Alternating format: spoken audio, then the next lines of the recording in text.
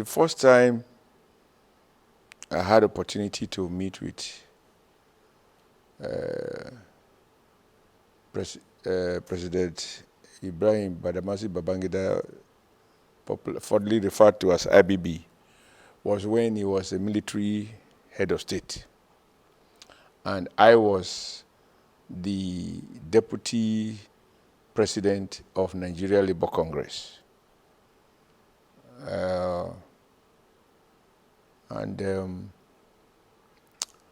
We, like you will expect, we had a lot of concerns, such as raising the minimum wage,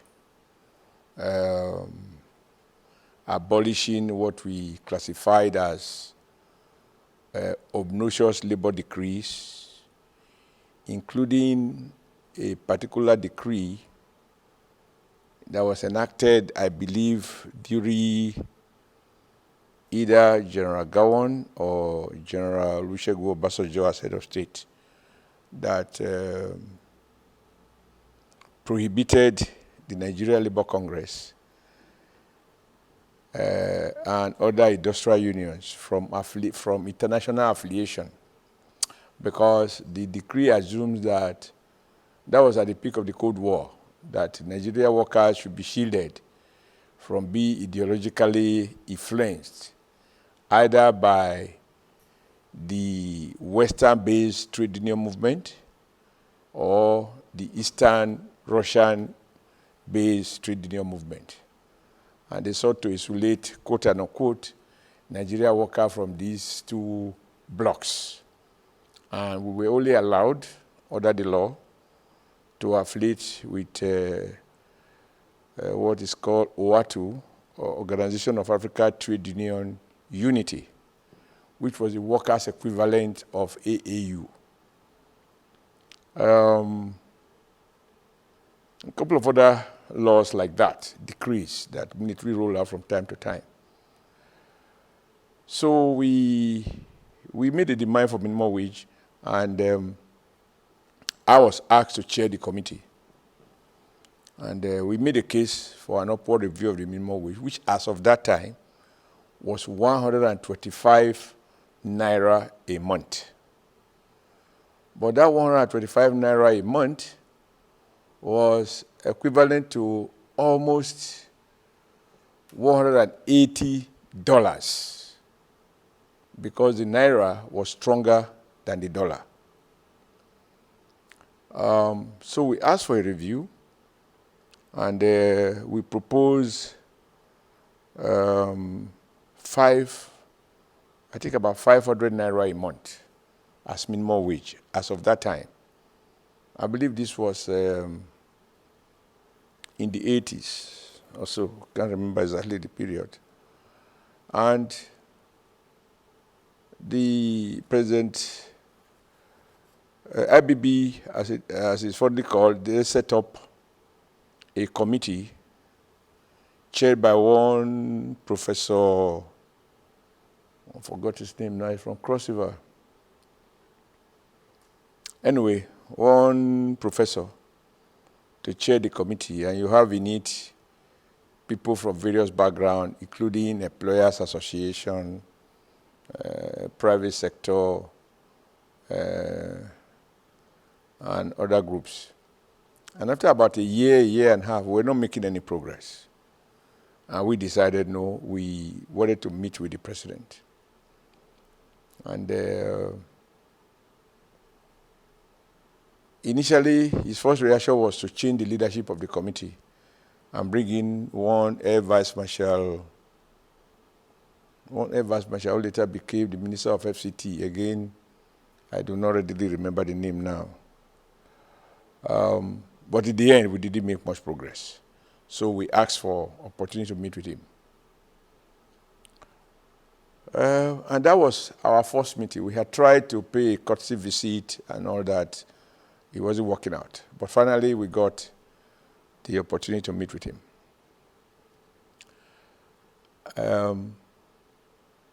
To my surprise, as we entered, we were about a 7-man delegation led by the NSC president, then Pascal Bafia. As we entered,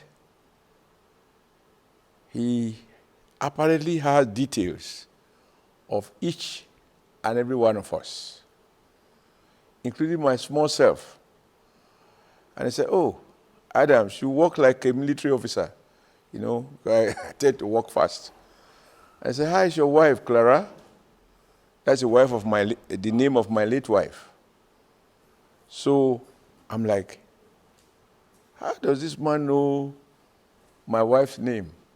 And how are the children?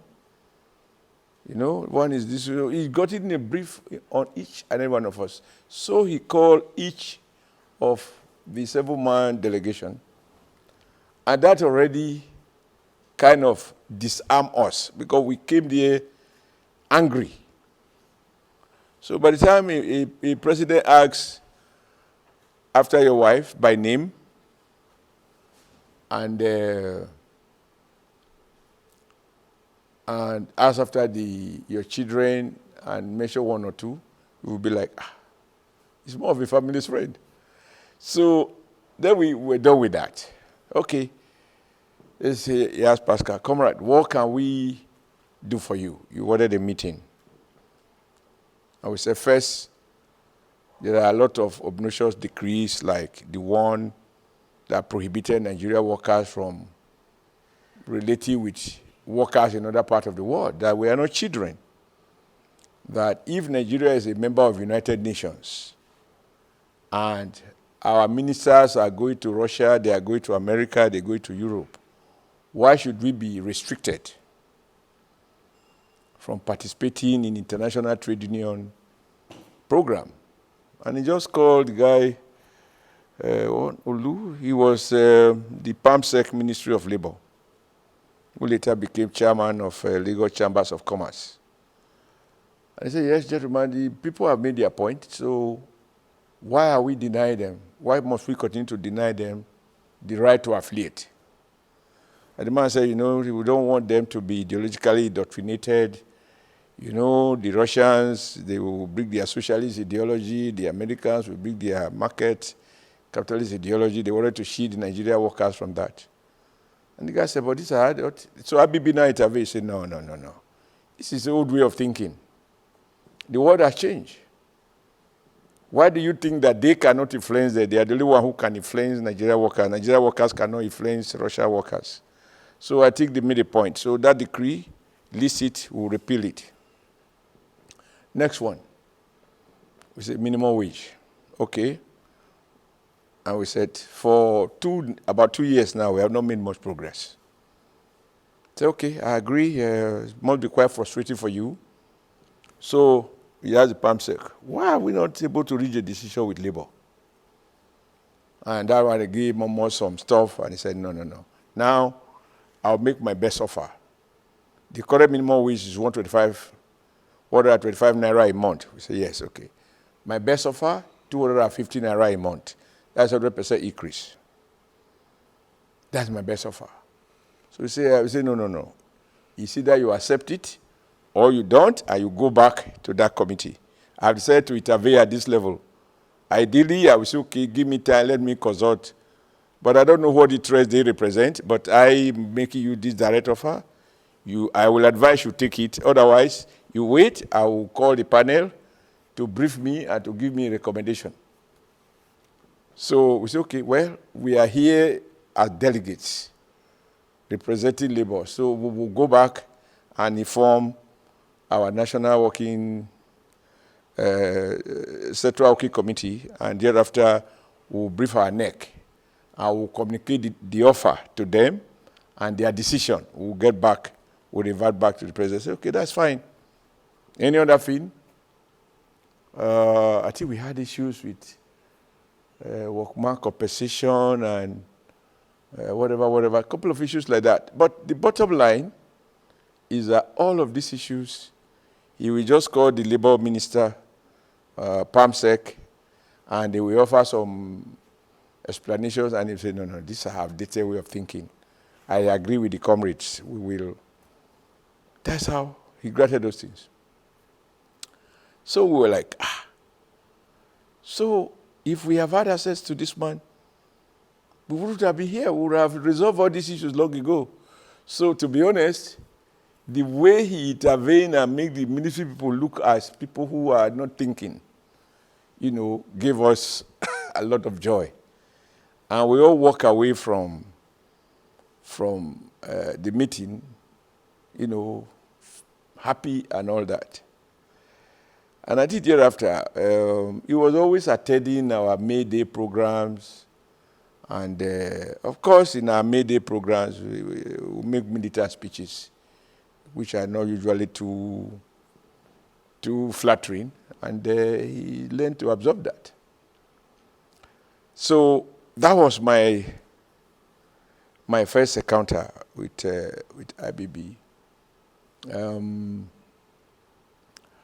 But later, I went to NIPS and I met with a number of senior military officers who were referred to as IBB boys.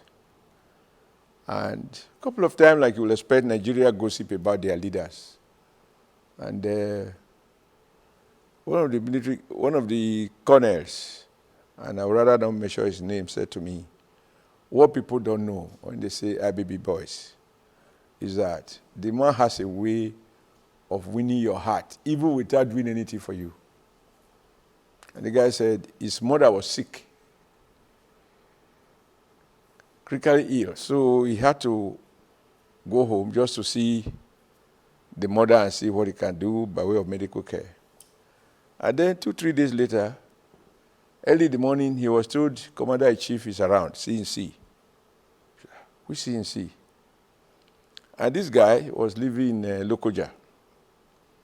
And he was shocked to find it was IBB that came to visit him. And he said, "How is your mother? Our other son is not feeling fine and you've been home." So, yeah, the condition is not too good at all. I said, "Okay, can we go and let me see her?" And he couldn't believe it. He is a colonel, not yet war star, anything, not a brigadier, a colonel. And the head of state is coming to visit.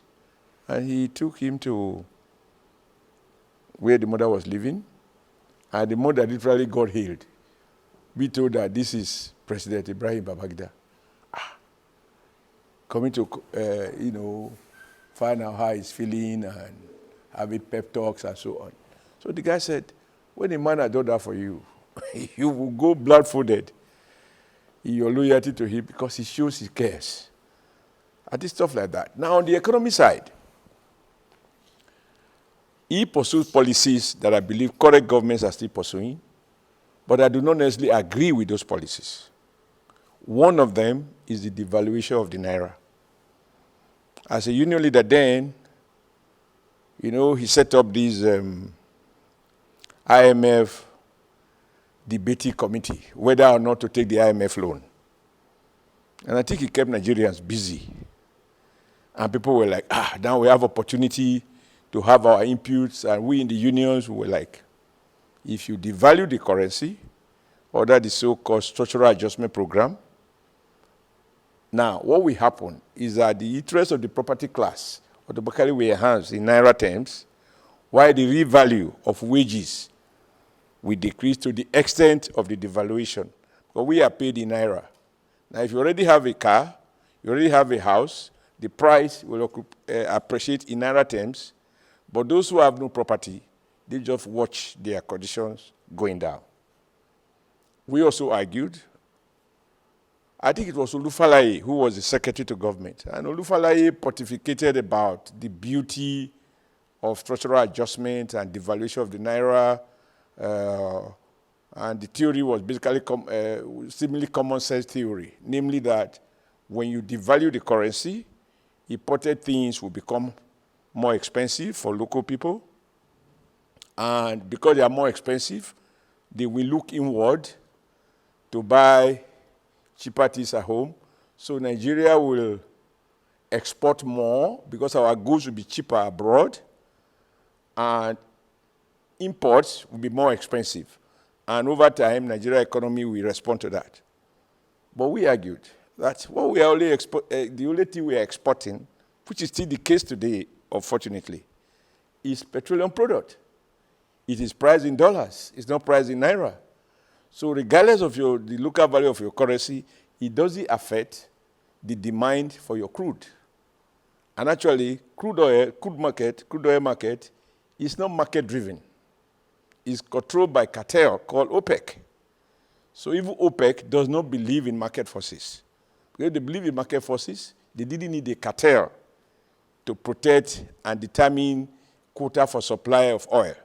So we didn't see any sense in devaluing the currency and expecting that we will export what we do not produce. But rather, we will become poorer and poorer, and red sinkers will benefit. Well, the first devaluation was $1 to 2 naira. Second year, first year, 1 naira to 1 naira. From that second year of 1 naira to 2, today we are around 500 or more. And nobody knows the end. And our thesis in the union movement, which I still believe in even today, is that nobody embarks on a journey without destination. You ask Naira to find its level. The Naira does not know its level. It's a very dubious argument, in my view, to people to argue that, you devalue, you will get this, you get this, and we keep devaluing. And the more we devalue, the more we become import dependent. Now look at it today. The textile industry is gone. The leather industry is gone. The tire manufacturing industry is gone. All of those things that were booming before, they are gone. So has devaluation worked? The answer is no. In terms of increasing our export, have we reduced our import? The answer is no. We are importing more. But what is the problem? The policy is still there. But in terms of thinking through new policy choices, you cannot, IBB has a lot of law because he has this collection of brains from across the country. And that was working for him. Wherever he found the brain, regardless of where the guy comes from, he will bring you in. He even brought in one of the radical guy, Uzemiro, Professor Uzemiro from University of Calabar. This was actually not just a socialist, a communist. And he co-opted him into what he called Presidential Economic Advisory Committee, which was chaired by Professor Aboyade. So when we go for that, we have a meeting with the committee to present Labour's perspective on economic and social policy choices. You will find a communist there, or a socialist of repute, who is a professor, who teaches us all the little things we know about the evils of capitalism vis-a-vis the beauty of socialism. You now find him sitting on the side of government and telling you, don't worry, we've got through it. Trust me, I'm here to represent your interests. Now, that capacity to bring people from various backgrounds, regardless of their ideological orientation, which he knows, gives every segment of society a sense of, oh, we are all involved in it. But at the end of the day, he will have his way. But everybody seems to have a say, and he goes on with his policy. So you had the TCPC, National Council of Privatization, whatever. It wasn't called National Council on Privatization then, which was headed by, I believe, Zayad or something. I don't remember the name now. But again, that privatization agenda, as we speak, is still on. So in terms of, initiating policies, whether you like them or you don't like them, no, he subject the country to some periodic shock treatment, shock therapy, by bringing an idea that we keep the country busy and debating. So for the left people like us, we admire his energy, his intellectual capacity, I mean, his capacity to assemble intellectuals to rationalize whatever is it that he was convinced about, even as we do not agree with the ultimate outcome of what those guys had to do. I mean, you remember the book For Their Tomorrow, We Give Our Today. I still remember that book, authored by a guy from Kwara and one other person from Ihombari from Delta. Now, these were fine thinkers that he assembled. So, and I think if you talk of leadership, it is the capacity to identify who can help you do what you want to get done. Whether it is done rightly or wrongly is a different matter. In any case, politics and power is about consciously choosing who you seek to favor. Public policies are not value neutral, they are value driven. So to that extent, if he believed in market forces, you couldn't fault him for cautiously moving the economy more and more away from mixed economy to market-driven economy.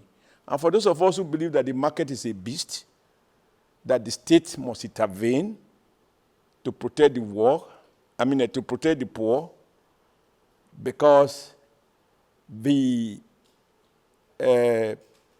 profit motive of the capitalist hardly ever coincide with the social purpose of government. So you believe in socialism? Listen, those labels now are not the thing. I mean, between this labeling, it's a whole world of ideas. I'm simply saying the state cannot be an observer. There is a role for private sector, there is a robust role for the state to mitigate the side effect of profit seekers. If you have a world in which is survival of the fittest, everybody to himself, God for all of us, in my view, that is not the kind of world I want to live in, because majority will drop out. But, however, what is important for me is not whether IBB choices coincided or did not coincide with my own personal views about the polity and the economy, but that you could say that the man was, he proactively introduced measures that will keep you busy. You know, I'm not sure what he thinks now. Have you seen that the Naira is now 500? So, and we are more import dependent. We are exporting less. The industry that were flourishing in his time are dead today. I was in the textile industry when I met him when I was deputy president. And the industry is dead today, many years after I left office. So what he thinks now, I wouldn't know. But it did, what is happening now justifies substantially our fears that we were not in a position to talk of competition. Competition must be between equals. Even in boxing, you don't bring heavyweight with a featherweight to go and box in a ring, even in the name of Olympic. They have various categories. So competition must first presume that the parties have equal opportunity to compete. When you start a process, it on its own develops its own dynamics. Once you tickle with the idea of a free market, you know, the structural adjustment, devalue the currency, let it float and find its level. It was never going to be able to find its level. Then the banking sector was also deregulated.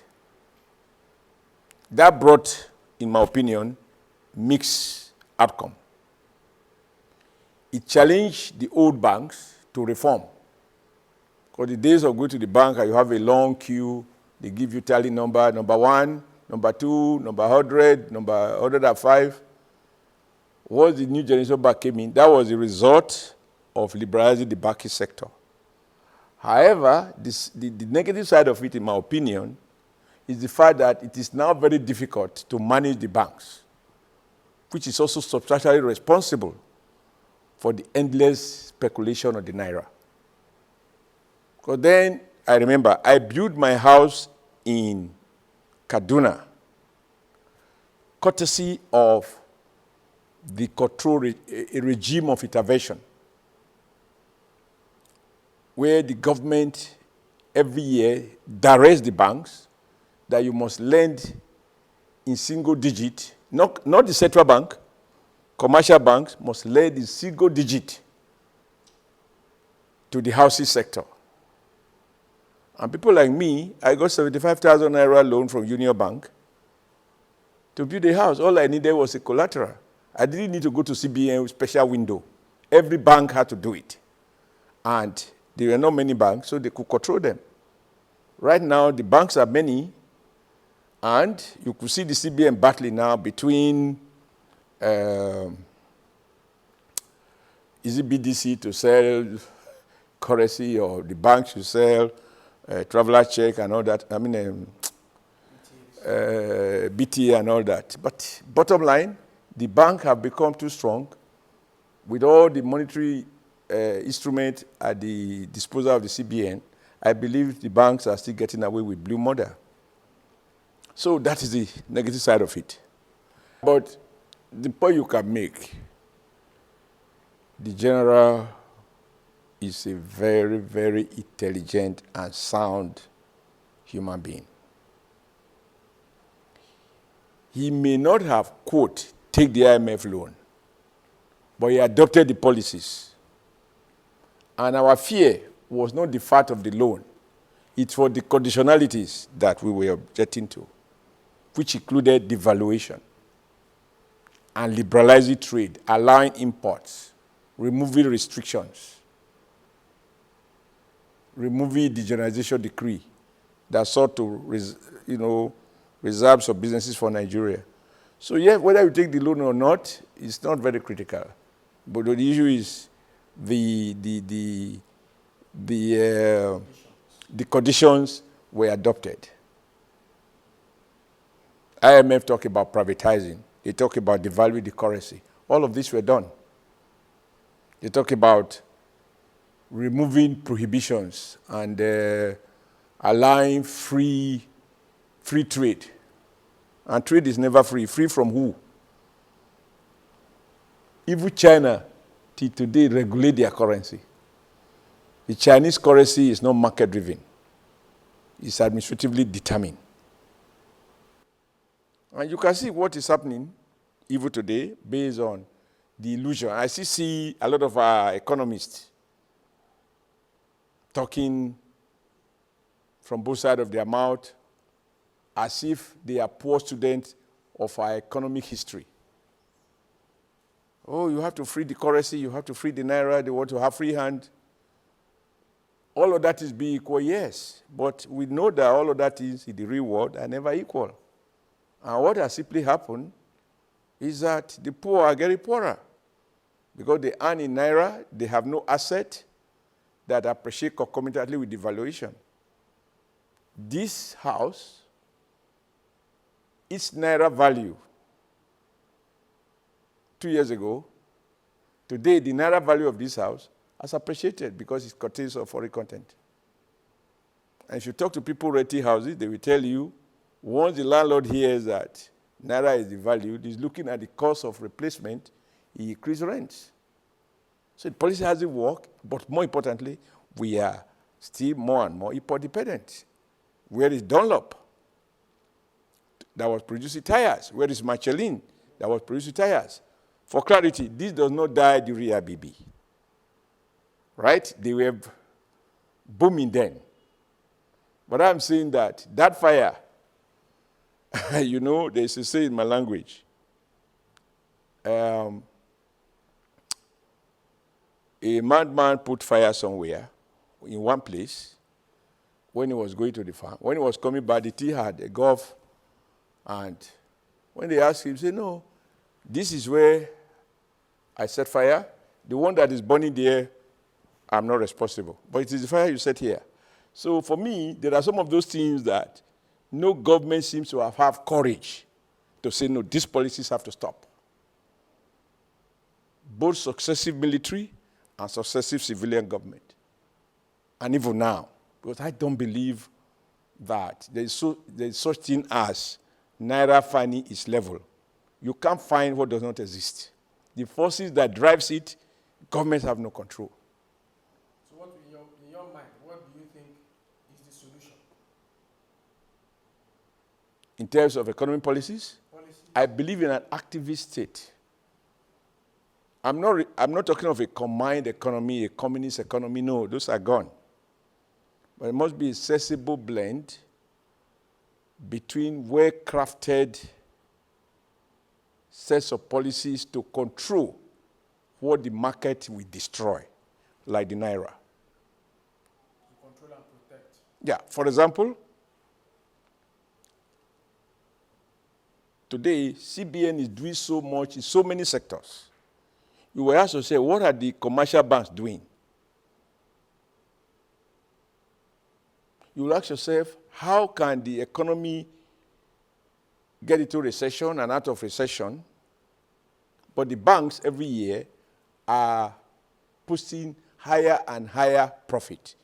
No, there's no nexus between what banks makes and the health or the ill health of the economy. Something is wrong because the banks are supposed to service the economy. So if the economy is constricted, the banks are not lending. You go and you want to save, you get 2%. You want to borrow, you borrow at 80, 20, 21%. I mean, obviously there's something that is not adding up. Those ones require robust debate and, in my view, direct government intervention. There must be a gap that says banks cannot have a spread higher than this margin. Now, the tragedy of the system now is that your interest rate is far below your inflation rate. You can't say inflation is 14%, 18%, and when you save, you get 2%, 3%, or 1%. Because basic economic theory is that interest rate should be positive. Otherwise, you are punishing people who strive to save for tomorrow. And it destroys our pension. Because they deduct X, or the PFA, for your pension. They deduct 10, maybe 4 years ago, 3 years ago, they deduct 300 naira from you. That was $1. Today, they deduct the 300 naira, and it translates to 60 cents. And so people are really going to get poorer. So this road has to be abandoned. I am clear about that. I'm not apologetic about it. The state must intervene to say, end of the madness. This market isn't working. Now, I'm sure you know, this is the last point I will make about my concern about any pretense about the market. The proponent of free market reside in Washington. Incidentally, it also hosts not just the US government, it hosts the World Bank. It also hosts the IMF headquarters. When Western economies come under severe crisis, just before Obama was elected, it was national governments, not the bank, not the fund, that had to intervene. The market could not save General Motors. It was American government direct intervention. And even now, you watch Biden's policies, he's injecting 1.2 trillion of public funds to stimulate the economy, not the World Bank, not the IMF, not the private sector, because the private sector is critically ill. They now require blood transfusion from the public sector, from the government. So if America is not allowing market to bail them out of the post-COVID crisis, why is anybody fooling himself that the market, without regulation, can by itself solve its own wounds? It can't.